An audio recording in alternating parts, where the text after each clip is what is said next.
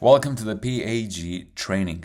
Before we start, I know the video is low quality, the sound and everything, but I promise you guys that pretty soon I'm gonna be starting making better videos. And but as long as the information is spreaded and you're learning new things, that is gonna help you to save time at the gym and perhaps even money. That's all we care, right? So let's start. Two categories of trainees. There's probably more, even subcategories, but I try to divide them into the main one. You have on one side the consistent, never changing trainees or clients, right? For example, if you've been going to the same gym for the past 2 years, and usually these are mid-aged men, also women, but usually between 40s all the way to 60s and 70 and 100, if you will. You see them all the time.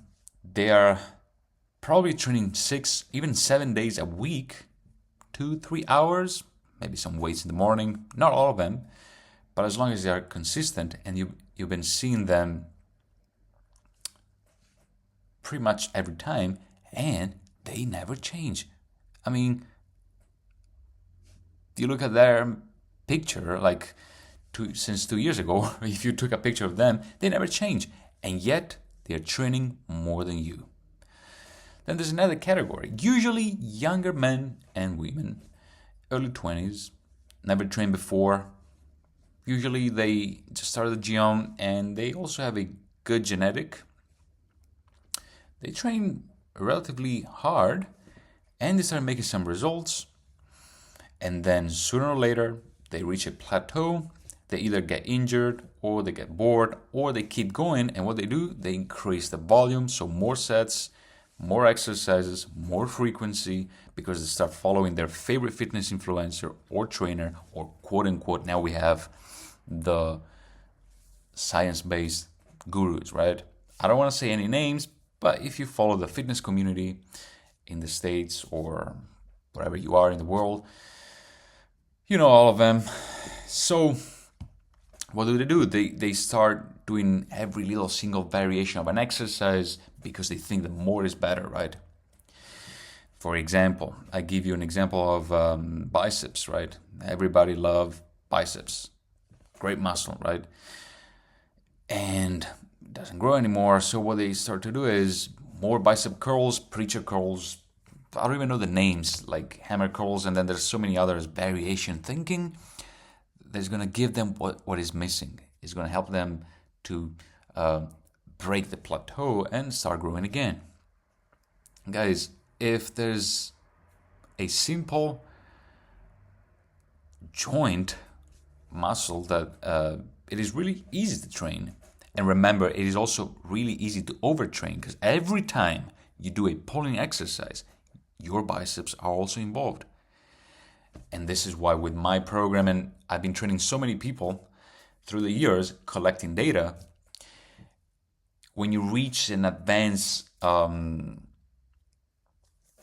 level, all you need is, if done properly, okay, and you're natural, okay, done properly and natural, all you need is one set, one exercise only per week. You don't need to obsess with biceps. You absolutely don't need it, okay? Then, so these people, they start doing a lot of exercises. They thinking they're gonna somehow help them to break this plateau. But instead of improving, perhaps sometimes they also go backwards. So we have these two categories of people. Mid-aged men, not all of them obviously, been training consistently since ever. I mean, when the gym opened, they were there, ready to train, and yet they don't change, right? So I sometimes try to think what they think, and if they see themselves in the mirror. I mean, just stay home, do some push-ups, buy a yoga mat, and maybe it's better, you're going to save money. Then these other guys, they just follow the wrong people. Because remember, I know you love your fitness influencer, I know you love your science-based guy, but guys, the problem of the internet nowadays is that yes, it is powerful, beautiful. I mean, I love it. But the thing is, it gave the power to a lot of wrong people to spread the wrong information, right?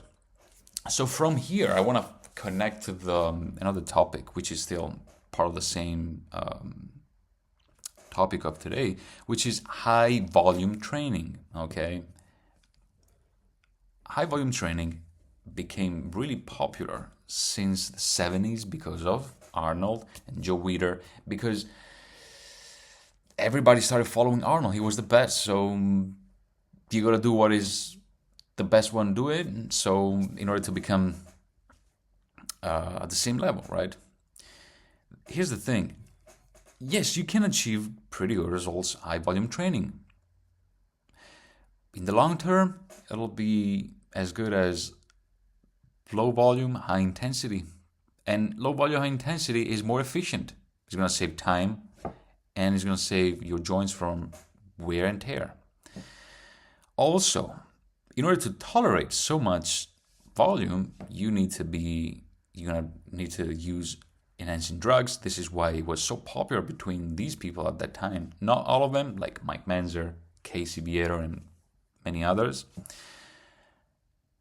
And you can trust me, you never be able to really achieve a high intensity of effort.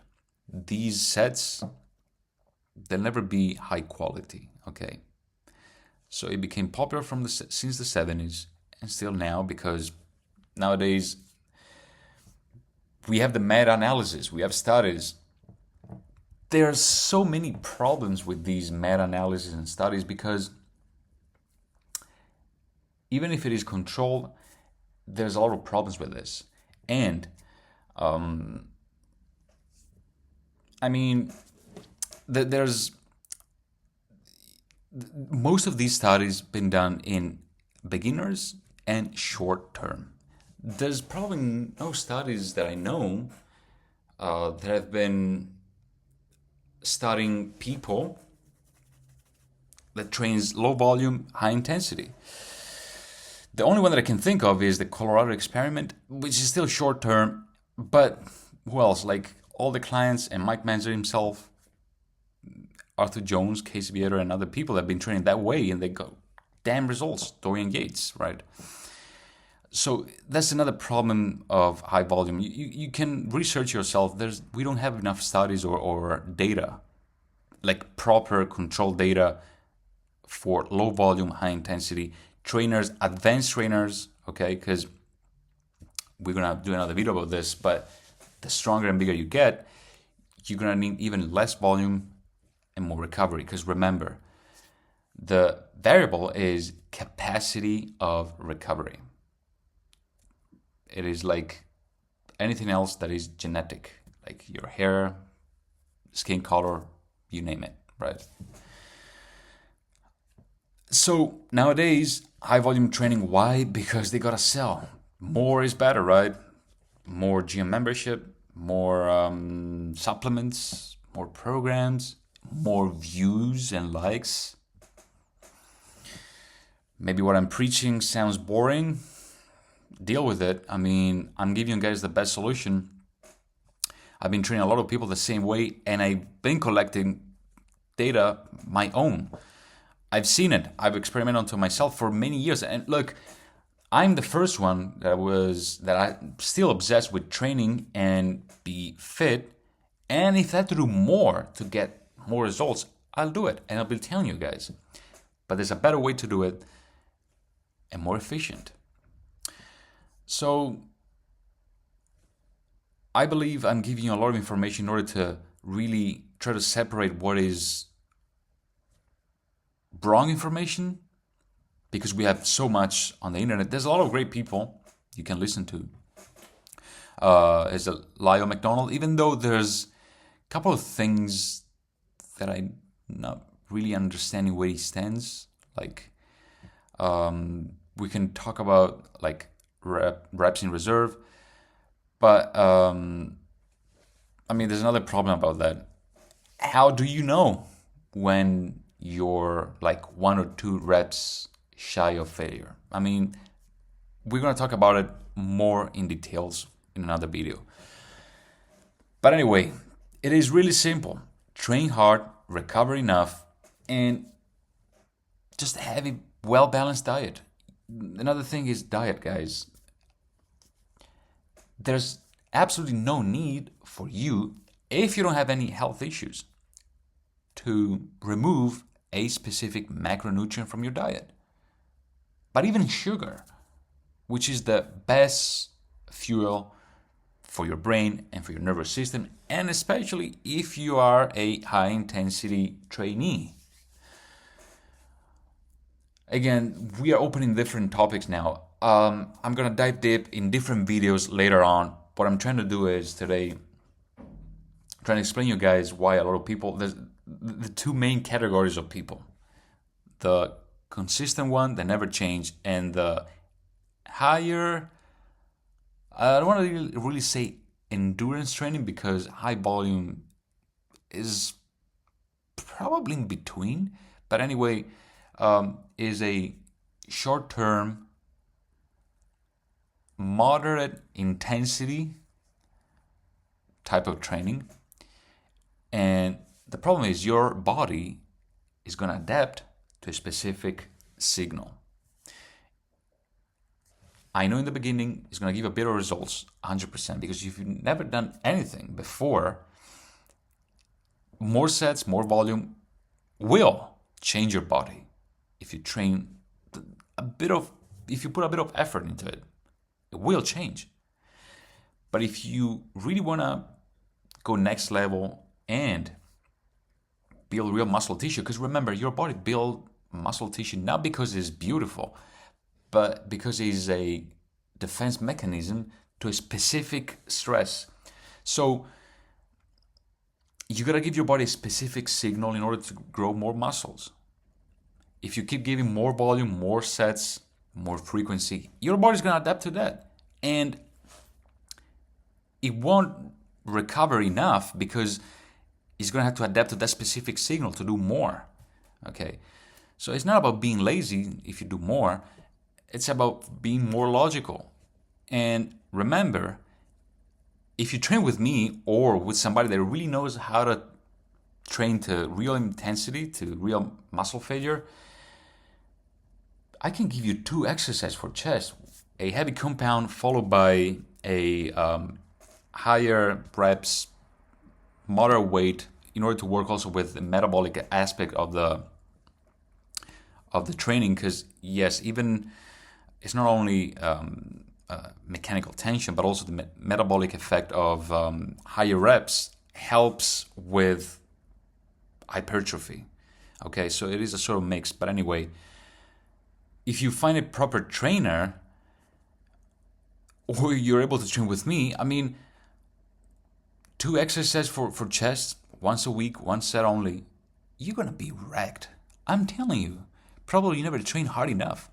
I'm gonna be posting a short video soon of me and another client of mine showing you how to train properly, hard enough. And be honest with yourself. Are you really training that hard? And again, if you don't know how to do it, you gotta be taught how to do it. I promise you 2 exercises for each body part. You're done. All right, guys. Hopefully this video is gonna be helpful to spread the right information, help you to save time, perhaps even money, save your joints, and get better, probably faster results instead of spending hours and days at the gym. See you soon.